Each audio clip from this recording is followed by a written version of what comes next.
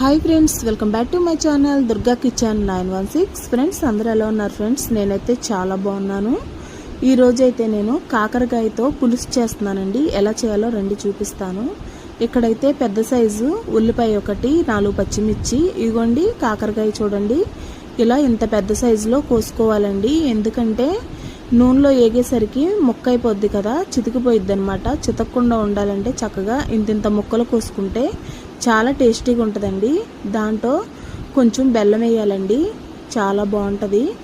పర్లేదు, sugar patients కూడా తినచ్చు. డయాబెటిక్స్ ఉంది కదా, మనం బెల్లం తినచ్చో లేదో అని అనుకోవడానికి లేదండి, బెల్లం తినచ్చు, ఏం అవ్వదు. నేనైతే కేజీ కాకరకాయలకి ఒక 100 గ్రాముల చింతపండు వరకు నానబెట్టుకున్నానండి. ఇప్పుడు స్టవ్ వెలిగించుకొని పాన్ పెట్టుకొని చూడండి, ఎక్కడ స్కిప్ చేయొద్దు. ఎందుకంటే నేను చాలా ఈజీ ప్రాసెస్లో చెప్తానండి. చూడండి, ఇలాగే వండుకోండి, మీకు చాలా అంటే చాలా టేస్టీగా ఉంటుంది. పిల్లలు కూడా కావాలి అని అడిగి తింటారండి. ఇప్పుడు తగినంత ఆయిల్ పోసుకొని ఒక ఎల్లుల్లిపాయ కచ్చా పచ్చా దంచుకొని వేసుకోవాలండి. ఇగోండి, ఇలా కచ్చా పచ్చా దంచుకోవాలన్నమాట. తర్వాత కాసినన్ని పోపు గింజలు వేసుకోవాలి, కూతంతా జీలకర్ర కూడా వేసుకోవాలండి. ఈ కర్రీకి ఇవే టేస్ట్ అండి, చాలా అంటే చాలా బాగుంటుంది. ఎప్పుడైనా సరే జీలకర్ర ఎల్లుల్లిపాయ ఎక్కువ తింటే ఆరోగ్యానికి చాలా మంచిదన్నమాట. నేనైతే ఎక్కువే వాడతాను. ఇప్పుడైతే కొంచెం దోరగా ఏగినాక కరివేపాకు, ఫస్ట్ పచ్చిమిర్చి వేస్తానండి. చూడండి, ఎండుమిరపకాయలు కూడా వేసుకోవాలి, ఇది పులుసు కాబట్టి. ఇప్పుడు కొంచెం కరివేపాకు,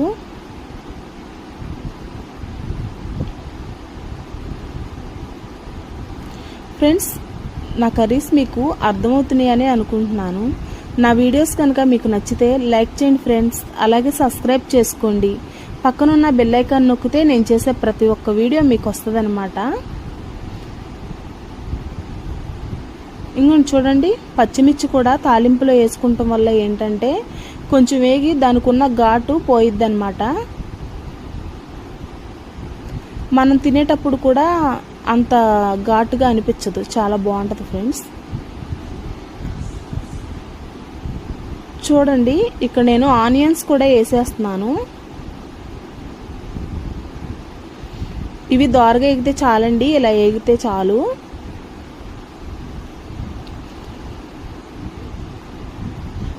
చక్కగా స్టవ్ మీడియంలో పెట్టుకొని వేపుకున్నా పర్లేదు, లేకపోతే కొంచెం ఎక్కువగా పెట్టి వేపినా సరే పర్లేదండి. ఇప్పుడైతే నేను కాకరకాయ ముక్కలు వేసేస్తున్నానండి. చూడండి, ఇక్కడ నేను ఒక్కదాన్ని వీడియో తీసుకుంటాం వల్ల సరిగా కాకరకాయ ముక్కలు పడలేదు. ఇక్కడ చిటికెడు పసుపు వేసుకున్నాను. ఇక్కడ తగినంత కారం, సాల్ట్ మీ టేస్ట్కి తగ్గట్టు మీరు వేసుకోండి. ఇక్కడ నేనైతే 2 స్పూన్ల వరకు కారం వేసాను. ఎందుకంటే ఆల్రెడీ నేను పచ్చిమిర్చి ఎక్కువ కోసాను కదండి, కారం ఎక్కువైపోయిద్ది అనమాట. ఇక్కడైతే నేను ఒక 2 స్పూన్ల వరకు సాల్ట్ వేసాను. సాల్ట్ కారం మీ టేస్ట్కి తగ్గట్టు మీరు వేసుకోండి. నాకు ఇక్కడ కొంచెం తక్కువైంది, అందుకే వేసాను అనమాట. 3 స్పూన్ల వరకు వేసాను. చాలా అంటే చాలా బాగుంటుంది ఫ్రెండ్స్ ఈ కర్రీ. ఇప్పుడు ఈ ముక్కలకు పట్టిద్ది అనమాట ఈ ఉప్పు కారం. చూడండి, ఇక్కడ నాకు కొంచెం కలవట్లేదు, నేను మళ్ళీ మీకు వీడియో పెడతాను. కలిపేసి పూర్తిగా కలిపేసి నేను మీకు వీడియో పెడతాను.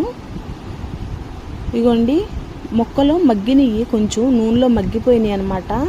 నూనెలో మగ్గినప్పుడే మనం కొంచెం బెల్లం చితక్కొట్టి వేయాలండి. అప్పుడు ఇంకా బాగా మగ్గిపోద్ది అనమాట. ముక్కకు పట్టి చేదు అనేది ఉండదండి. ఇక చాలా టేస్టీగా ఉంటుంది.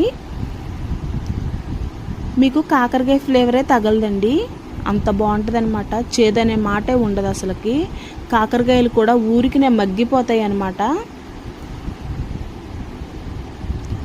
చూడండి, ఇలా కలిపెట్టేసుకుంటమే ఒక్కసారి ఒక 5 నిమిషాలే లిడ్ ఉంటే లిడ్ పెట్టేసేసుకొని నా దగ్గర అయితే లిడ్ లేదండి, నేను మూత పెట్టేస్తున్నాను. మూత పెట్టేసేసి ఒక్క 10 నిమిషాల పాటు ఉంచేసేస్తే అలాగా ఇగోండి ఇలా మగ్గిపోద్ది అనమాట. చూడండి దాంట్లో వాటర్ అంతా బయటకు వచ్చింది, చూసారా? ఇలా బయటకు వచ్చేసింది.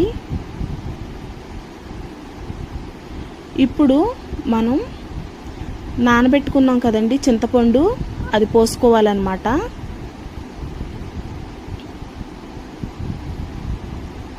ముక్కలు పెద్దగా ఉన్నాయి కదా మగ్గవు అని అనటానికి లేదండి, అస్సలకి ఎన్న పూసలా కరిగిపోతాయి అన్నమాట. చింతపండు కూడా సరిపడా చూసి వేసుకోండి, ఎక్కువ పులుపున్నా సరే తినలేరు కదా. సరిపోద్ది, కేజీకి 100 గ్రాముల చింతపండు వరకు అయితే సరిపోయిద్దండి.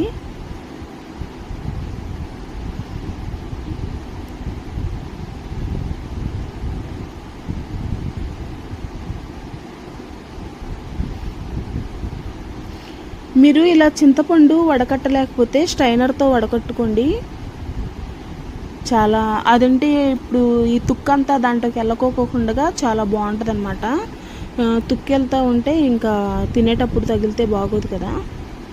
నాకు అలవాటు అయిపోయింది, నేను అందుకే చేత్తోనే అలా పిండి పోసేసేస్తున్నాను.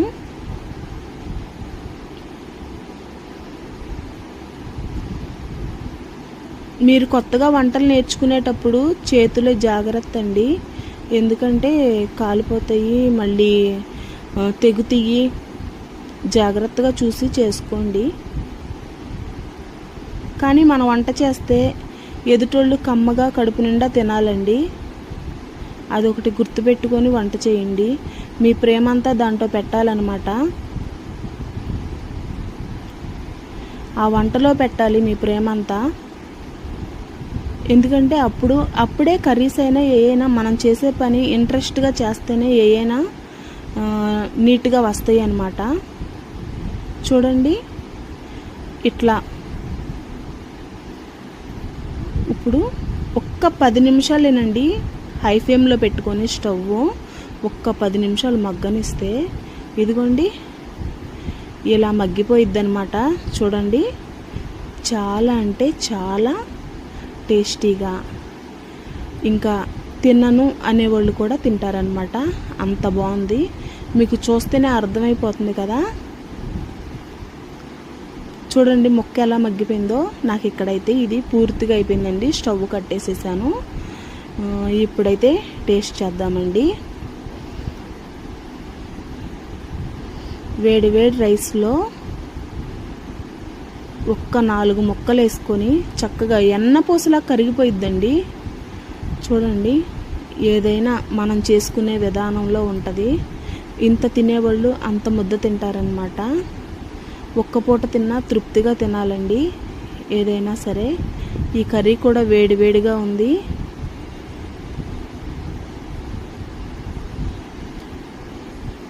ఫ్రెండ్స్ నా వీడియోస్ ఎలా ఉన్నాయో కామెంట్ చేయండి, అలాగే ఎక్కడి దాకా వెళ్తున్నాయో ఎవరెవరు చూస్తున్నారో కూడా నాకు కామెంట్ చేయండి. మా సొంత చుట్టాలే చూస్తారు, కనీసం ఒక లైక్ అన్నా కొట్టరు. అసలు లైక్ కొట్టండి, నా వీడియోస్ మీకు నచ్చుతున్నాయి కదా, లైక్ కొట్టండి ఖచ్చితంగా.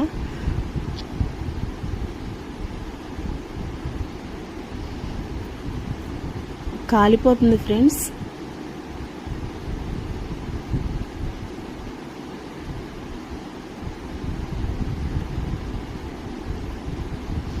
మీలో ఎంతమందికి నచ్చిందో నాకు ఖచ్చితంగా కామెంట్ చేయండి.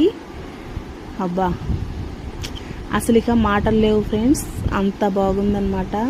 నేనే వండుకొని నేనే తింటి పెడుతున్నాను అనుకోమాకండి, నిజమైతేనే చెప్తాను. అన్నం మీద ఎవరు అబద్ధం ఆడరు. చాలా అంటే చాలా బాగుంది. మీకు కూడా నచ్చింది అనుకుంటున్నాను. ఖచ్చితంగా వీడియో అర్థమైంది అనుకుంటున్నాను. ఓకే ఫ్రెండ్స్, నా వీడియో కనుక మీకు నచ్చితే మరీ చెప్తున్నాను అనుకోమాకండి, సబ్స్క్రైబ్ చేసుకోండి. అలాగే పక్కనున్న బెల్ ఐకాన్ నొక్కితే నేను చేసే ప్రతి ఒక్క వీడియో మీకు వస్తుంది. ఇలాంటి వీడియోస్ మరిన్ని తీయాలనుకుంటే లైక్ చేయండి ఫ్రెండ్స్. మీరు లైక్ చేస్తేనే నాకు కొంచెం బూస్టప్గా ఉంటుంది, అలాగే ఇంకా చెయ్యాలి అనిపిస్తుంది అన్నమాట, నాకు కూడా తృప్తిగా ఉంటుంది. ఓకే బాయ్ ఫ్రెండ్స్, లైక్ మాత్రం మర్చిపోమాకండి.